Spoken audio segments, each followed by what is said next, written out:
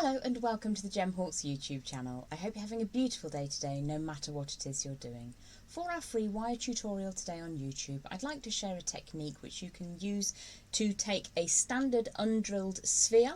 You can use beads that have been drilled if you want, but this is a design without a drill hole, and we're going to cage that and create our very own pendulums, or I believe the correct terminology is pendula.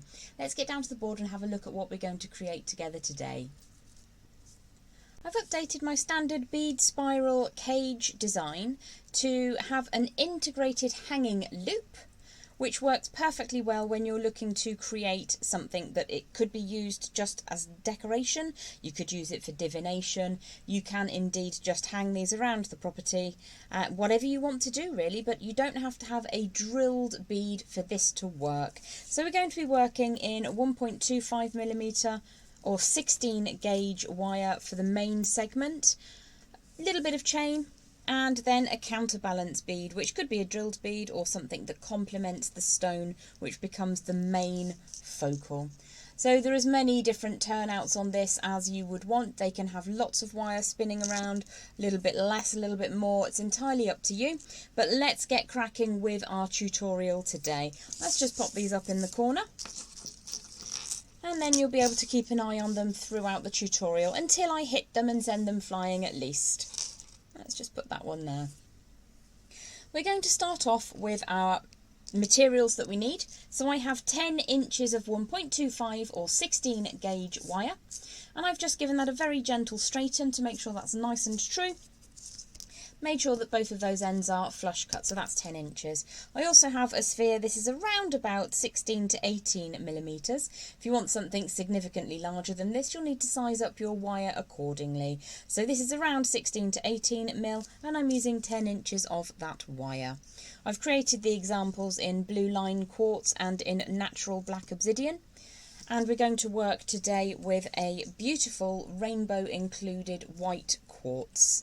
So to begin with, we're going to take a good look at our wire. That's the full length on screen now, and we're going to imagine that in thirds. And what I'm going to do is put an angle about 1/3 from one end.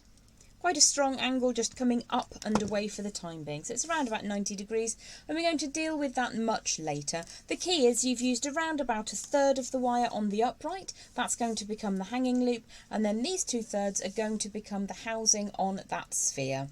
So you do need to ensure that that's nice and warm before we get going. Cannot make this clear enough. Warming your wire first will help you no end when you're working with it. So what we're going to do is start off at the angled end, and I'm going to grip very, very firmly on that angle and start circling around my pliers. So I'm using some quite fine tipped, these are bent chain nose pliers, and I'm going to grip the angle very, very firmly and then start bringing the long tail around that section. It will come up towards the camera. Probably whack it in just a second. I'll just turn that up so you can see we're starting to circle around.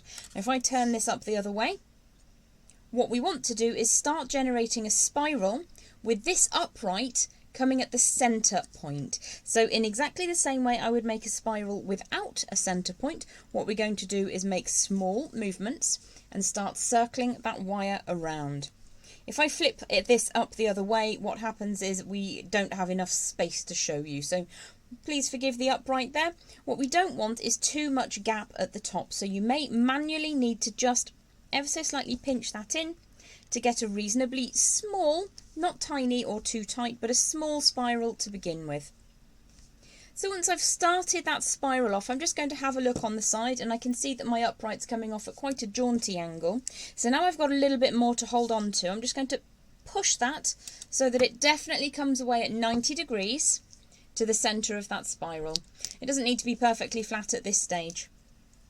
So I'm going to do a little bit more on this spiral and allow that to start coming out just very, very gently, increasing the distance between the circuit of wire and the next adjacent circuit of wire. And I'm looking to go around about halfway along the distance of that remaining wire. Now once you've started coiling that around, it's kind of tricky to tell. So what we do is we bring in the round nose pliers. What we need to do in exactly the same way as we worked on the bead cage earlier on in the year, I'm going to give that a quick warm, is we're looking to make an S-shaped spiral form. So you can see my spiral is coming around in this direction. If I bring the wires down, it's going to come back on itself. We don't want a C shape, we definitely want an S shape. So the end of the wire has got to start moving in this direction. So if I grip a hold of that end section and start twisting it around, I'll pop it back on the board in just a second and you'll see what I mean. So it's a slightly heavier gauge wire than one might be used to working with. You could take this up even further to a 1.6mm. if you wanted to, which is equivalent to a 14 gauge, but do practice on the slightly lighter gauge to begin with. So I'm just going to close up the circle on the second spiral, the opposing spiral, just so it adds to a little bit of security. Once I've got that circle shape to begin with, I'm going to continue pushing the wire around, trying to replicate approximately the size of my first spiral, just moving in the opposite direction. So I'm going to go a little bit further. If at any time you feel that you're deviating too greatly along here, you can just draw things open or push them. You can draw them closer together rather, or open them up, whichever you need to. It's quite a heavy wire. We warmed it first, so it is willing to work for us. So I'm going to continue moving around. Now you can see that I've got more spiral on the lower side, but this is a really good time to show you that it looks like a Z actually rather than an S. So if I flip it that way up, it's a bit of an S, but it's quite blurry now. What we're looking to do is to have two equal sized opposite facing spirals. So I'm just going to continue to work very, very small amounts on either side. Bearing in mind, when these two spirals are complete, they will need to be just slightly larger than the sphere we are looking to contain. So you may find that you need to either close up or open up your spirals accordingly. We just need them to be approximately the same kind of size. So the length of wire that I allowed, which was around about 10 inches of that 1.25mm or 16 gauge, is about the right amount of wire for a 16 to 18mm sphere. You will need a little bit more than that if you're going to go for a larger sphere. So let's pop down to the board again and we'll continue with our tutorial.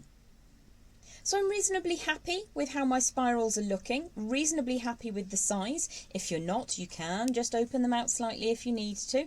If things get away from you, do feel free to use those pliers to help you get that nice, even expansion from that central coil zone. Let's just hold that up against the sphere in question, and I think probably, you can look at that right down the barrel, that should be about right. So the next thing we're going to need to do is to put a bit of shaping into these two discs. So what we're going to do is employ our round nose pliers and push them up inside the centre of the spiral and push away towards the section which will later on become that hanging loop. So what I tend to do is just push up through and very gently draw this down a little bit like a helter-skelter or a circular slide, so that opens up and you get this 3D nature. I'm going to do the exact same thing on the other side. I'm going to pop the round nose pliers through. If I just tilt that up, you'll see it's catching inside the most central part of that circle. And we're just going to pull that spiralling wire down very, very gently, small amounts at a time.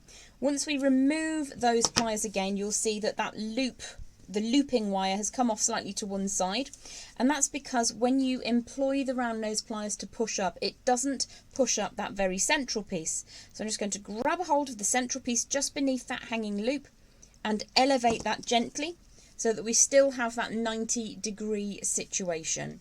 So the next thing that we're going to do is to close up the sphere container. We're looking to find the midpoint between those two spirals, and I'm going to grip as much of it as I can on the one side with my pliers. And what I'm trying to do here is retain the straightness of that wire. Once I've got that gripped, I'm going to start moving those two coils so that they sit opposite each other, and then take those pliers away. You'll see that there is a bit of a gentle deviation there. Very, very easy to fix that just using any flat facing pliers, and you will need to just manually just give that a bit of a tweak until it sits exactly how you want. You can take a little bit more time than I have today just to get that nice and straight and smooth. We're just going to have a quick check to make sure that our sphere does indeed fit inside. So very gently coerce it back open, pop your sphere inside and close it back up. We're just going to push that down until we can be 100% sure that that's not going to come out, and it does indeed pass the shake test. I'm really happy that that's not going to spring away. So I use these as decorative items and pendulums. I don't tend to use them as jewellery pendants because by the very nature of wire, it can be pulled out of shape. So if, for instance, this was to catch on something quite firm, maybe on a bracelet or similar, and you were to move the necklace or the pendant away, you could very easily open it up and lose your sphere. So this for me is a decorative item. Once they're hanging in the house, they're really stable things to use. So what we will do up at the top is to create a really lovely hanging loop. So I'm going to allow around about 1 centimetre, about 3/8 of an inch. I'm not used to working. And I'm going to turn a right angle away. So it's around about 10 millimetres or just a little bit more than 3/8 of an inch. We're then going to create a round form up at the top,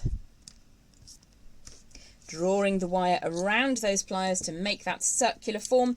Ideally, it needs to be centralised at the top of that straight line. You could make a much shorter section if you wanted to completely wrap it in wire. Just going to open that out gently. So you can see we have an access point now. Take the first half of your chain and drop that, thread it in until it sits inside the loop. Now I've just been able to close that up by hand. Even though it's quite a heavy wire, because we warmed it first, it's willing and able. And then all we're going to do is spiral that last little bit of wire around the upright hanging loop. As I mentioned, you could go for a much shorter distance between the top of your cage and the angle that you created to make that loop. And in that way, you would then have enough wire to cover all the way down that neck section. It's just quite a nice attention to detail. When you get towards the end of that section of wire, it's getting a bit tough. Your fingers might not appreciate the way that I'm doing this. So I will employ a second pair of pliers. It might actually be easier if I use the second pair of pliers to hold the loop. And then we're going to draw that tail all the way around until it's finished. Now what can sometimes happen is that it will twist in your hand, in which case you'll need to reassess how you're holding the project. But what I tend to do is grip that by the loop, not squishing down on the chain, and just draw the tail of the wire all the way around until it finishes up. If you do find the whole thing is twisting, you can grip that spiral instead, get a better grip, and then you'll be able to tuck that last little bit away neatly. That's a little bit close to the camera because I've got a lot of stuff to do. And there we go. Once we're just going to tidy that up once we're happy with how that sits. Let's have a look at them all together. For the other end of the chain, I like to add a counterbalance. Now this can be as simple as a bead in a complementary gemstone. Just use a head pin and add that through. On a couple of the pieces that I've got in the studio today, I have made a miniaturized version of what is on the focal end of that chain. So you can just take that down into a scrap length of 18 gauge 1mm wire. You don't have to use a sphere, you can use a bead. It looks lovely anyway. Nobody's really going to notice if that's got a drill hole. You could fill the drill hole with clear nail polish if you wanted to. So you've got a couple of different options on how to finish that off. Let's just have a quick last look at those and then I will love you and leave you for the day. They are beautiful items. You can use them for dowsing, divination purposes, or you can just hang them. They're really, really gorgeous. I've got a couple hanging from curtain finials in my studio. I think they're really, really attractive, and if you wanted to use a sphere that doesn't have a drill hole, it's a lovely way to just suspend them. Thanks for hanging out with me today. I hope you have a good one, and I'll see you back here again very, very soon on the Gemhawks YouTube channel. Bye for now.